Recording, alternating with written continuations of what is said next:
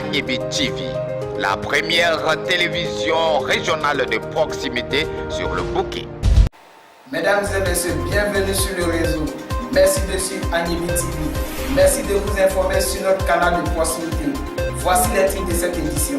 Élections municipales et régionales 2018. Malgré la confusion sur les dates et la tenue de ces élections, les velléités des candidatures se font connaître déjà dans les communes de la région.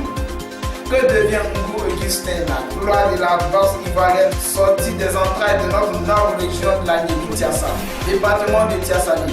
La commune de Tiassalé est désormais éligible en fonds vert des Nations Unies pour la protection de l'environnement.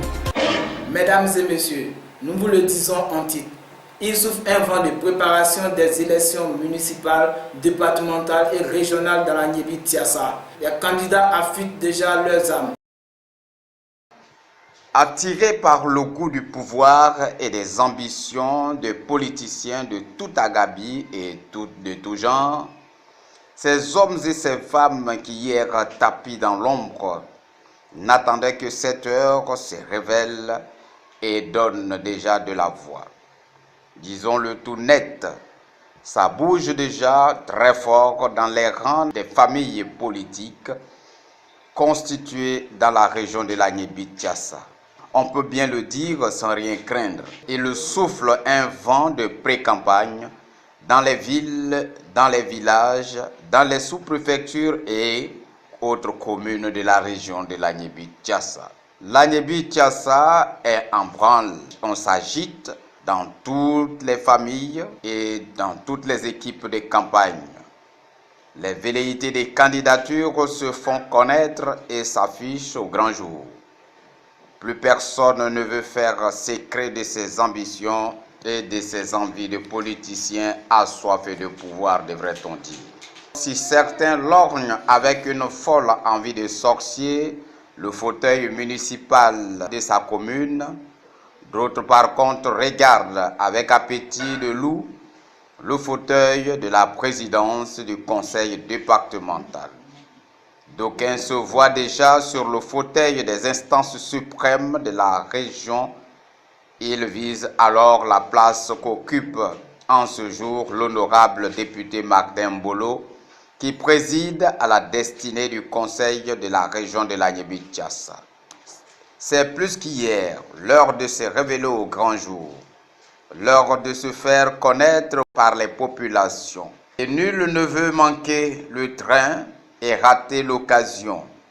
C'est l'heure des contacts, l'heure des consultations nocturnes, l'heure des porte-à-porte à sonner.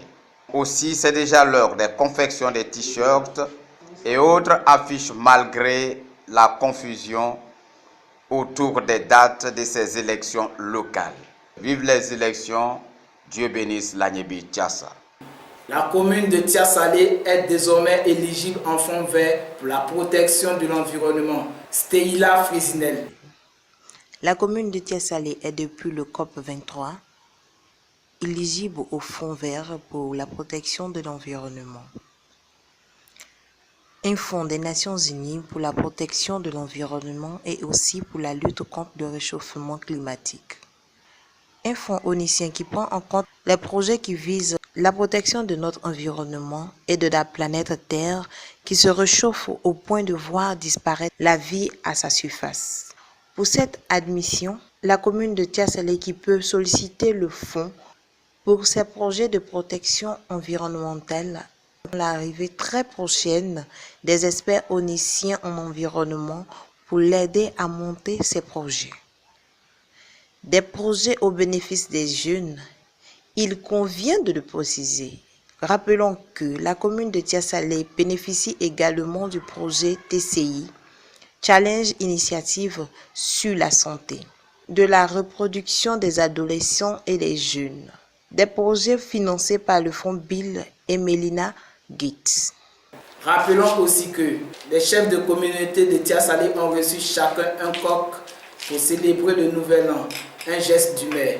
Une page d'histoire dans cette édition, Fabrice Osseron Jr. nous parle de la tombe du français Rubino que l'on veut faire croire qu'il a été mangé par les abeilles. Les abeilles n'ont pas mangé le français Rubineau. Les abeilles n'ont jamais mangé le colonel français qu'ils ont capturé et exécuté en 1910. Il repose en paix dans sa tombe à quelques dizaines de kilomètres d'Agboville, dans la forêt du village de Dié-Ogbodje, une tombe ouverte en public, une tombe devenue un lieu touristique dans cette forêt sacrée. C'est le lieu de rappeler à la France que la voie qui mène à la tombe de Rubineau et l'entretien de cette tombe devaient faire partie de leur patrimoine. Que devient Ngou Augustin, la gloire de la boxe ivoirienne, fils de la région de la Niébi-Tiassa, Morel Okassa? 25 combats, 23 victoires, dont 21 KO, c'est le glorieux bilan de la brillante carrière de Ngou Augustin, ce digne fils de la région de la Niébi-Tiassa qui a su redonner au noble art à perte de gloire ses lettres de noblesse et ses heures de gloire retrouvées. Champion d'Afrique des poids lourds de 1998 à 2000, c'est avec fort étonnement que l'on se demande que devient Ngou Augustin, la gloire de la boxe ivoirienne de la fin du XXe siècle, début XXIe siècle. Que devient notre champion? Que reste-t-il de cette force de la nature native du village d'Anaguié? Le champion a-t-il mis fin à sa glorieuse carrière? Suivez Agnébi TV pour le savoir très bientôt. Mesdames et messieurs, c'est ici que prend fin cette édition. Merci de vous informer sur Agnébi TV.